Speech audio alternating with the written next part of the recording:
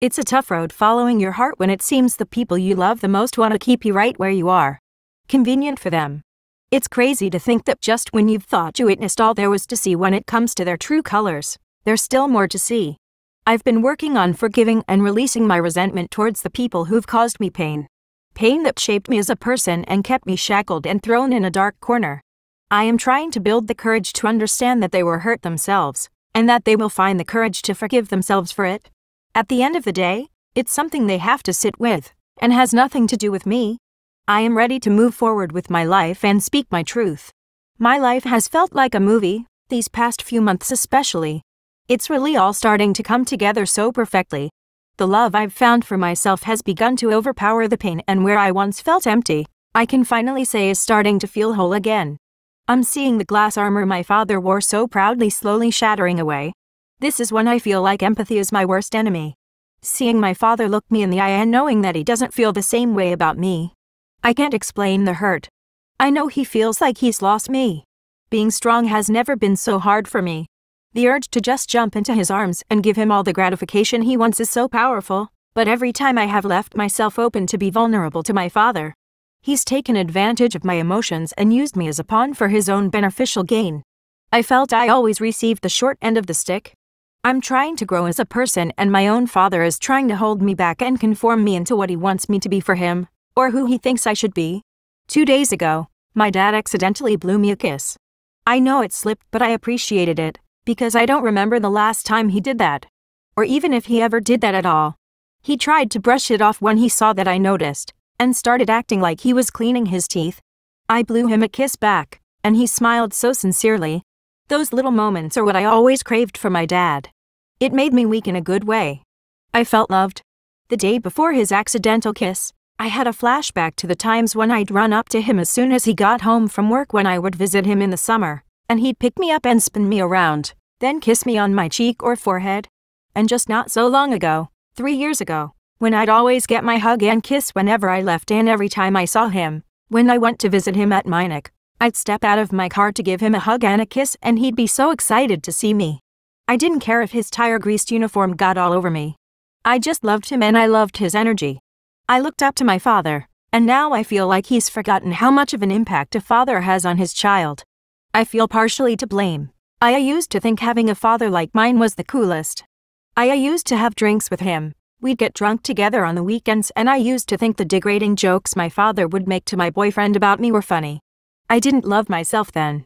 I excused his behaviors because I had a polar opposite for a father figure. My stepfather was strict, stern, hot-headed, and super serious all the time, while my dad was funny, not really one to worry. Shockingly, now, loving, charismatic, caring, and a hero in my young eyes. I was pretty sheltered, so I didn't know even a fraction then of what I know now. I accepted everyone for who they were. I still do, but I no longer accept any treatment or behaviors that are toxic. Today, I felt a different kind of pain. I'm still trying to figure out how I feel, to be quite honest, and that's why I wanted to write about it. The energies I felt within me were unbearable to sit with. I've never felt this way.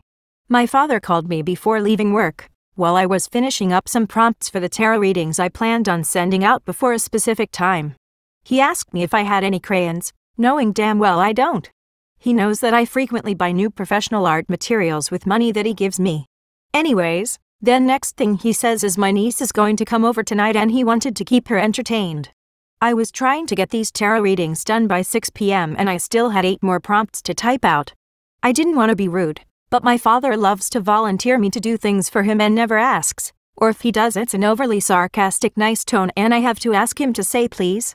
I told him I don't have any crayons, and I'd have to search around my room for the toddler-safe markers that I had somewhere in my room, but that I have a headache and I'm in the middle of something. He immediately brushed it off and said okay. I'll just run to the dollar store when I get off work. Somehow it's ingrained in my mind to feel ashamed just for saying that much. I never put my time first when it comes to my father, but today the words just slipped out of my mouth so effortlessly. My father knows I wish I could be around my nieces more, and sadly that's been used against me consistently in the past. Not just by him at that.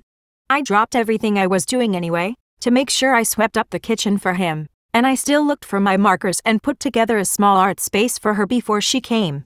I hate when people use children as a means to get what they want. I didn't want to put my beautiful niece in the middle of how I felt for my dad, and that's why I did it. I wanted her to at least have a decent time while she had to be here. I would have spent more time with her had I not been busy. That's another thing. It seems to be a normal thing to not respect the time of others around here. Had I been told a day prior, or even a few hours before that she'd be coming over, that could have changed things tremendously. My father doesn't value my time, sadly. I had to clear my workspace in the kitchen entirely and last minute. I was upset because I put myself on a time frame, which I'm learning not to do, to get things done, so I calculated my time, yet I put aside the most important thing for last, and it got unexpectedly interrupted. I had to hide my handmade jewelry and all of my tools, sadly, since I have had things just suddenly go missing when my dad has company in the past. My personal belongings are not respected, and my dad will also volunteer my things to please others. I know he might have good intentions a lot of the times, but even then, his decisions lack awareness, and being that he's ruled by his subconscious and ego.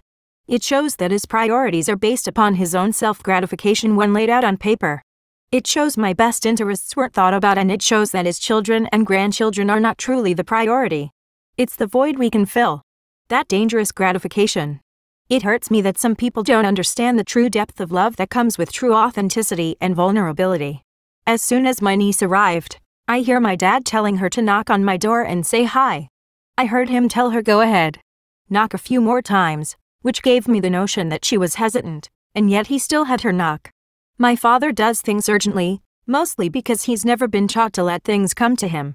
I was already planning on going out of my room to say hi to her, but I wanted to finish my tarot readings. At that point I was getting frustrated at the amount of distractions and interruptions preventing me from my work. I told him before she arrived that I was finishing up tarot readings, specifically. His first thought was to send a toddler to my room who is confused at why she's being pressured to knock on my door. Knowing that I don't have the heart to tell my beautiful ball of sunshine of a niece that I'm busy and frustrated and have no time to play with her. I've been told that more times than I could count growing up, and I know it feels like you might as well have written huge bother right in the middle of my forehead. Does anyone else see the pattern here? 10 minutes later I go to the kitchen to grab something quick, and not even a millisecond of my foot stepping out of the door, my father calls my name and tells me to raise the volume on my niece's iPhone. My boyfriend couldn't help but to yell out please, and shockingly, he acted like he didn't hear. Normally he would have tried to instigate something with Emmy because my boyfriend tried to stand up for me. LOL, I had a feeling something was strange. Because I didn't want to show how I feel about my dad in front of his own grandchild, I just skipped along to where my niece was sitting when I realized almost instantly that it was a trap. I noticed that my niece was on FaceTime with her grandma, my dad's ex-wife. Here's a quick backstory. Long story short, he cheated on her over 25 years ago, with her sister. I'm not sure if he's ever tried to apologize to her. I haven't specifically asked that question. One thing for sure is, he hasn't gotten over it. Just to give you more background, he followed that same pattern with my mother. He made it known to me often as well, that I was a mistake. That he had to make a choice. He would never have the integrity to say it to me in a serious way, of course. He usually said it as a joke, but to also remind me subconsciously that I shouldn't feel important. Back to today. Once I saw what was going on, I did an about-face faster than I ever did when I was in the military. I'm proud of myself. I didn't want to make a scene, and I knew my dad knew that as well. Normally I would have taken the phone and had no choice but to speak to someone I have absolutely no interest and or time to speak to, and allow myself to be forced into these awkward situations. Today, I walked away without a word. Something I've never done. I am proud. I had to pace myself in the corner of my room to brace myself. Just when I thought my dad was done with the emotional games, he once more tries to use me as his pawn. I know he wanted her to see me so that she could be forced to ask me how I'm doing, etc. I don't even know right now. I just know his intentions were for her to hear his voice as long as possible. I'm pretty sure she hates my dad. How manipulative.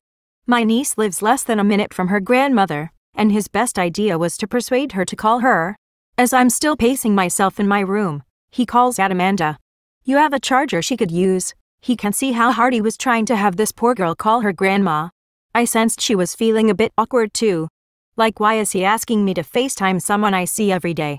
She's a smart toddler, and yet even I could sense it. I ignored him and just tried to cool down. At that point, my tarot reading process was completely interrupted. I couldn't even think straight.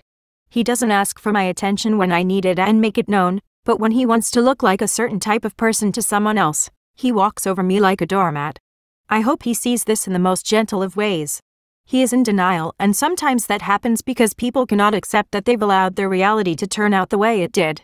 It's one thing to go through an ego death yourself, but when you see the ones you looked up to and love going through it, and trying so hard to resist it, it's heartbreaking. They don't understand how they pull us down in the process, and a lot of the time they fall into the victim mentality, and at that point, they're never really listening to the message we want to relay in the way it was meant to be received in the first place. My dad has a justification for his behaviors before I could even complete my sentence.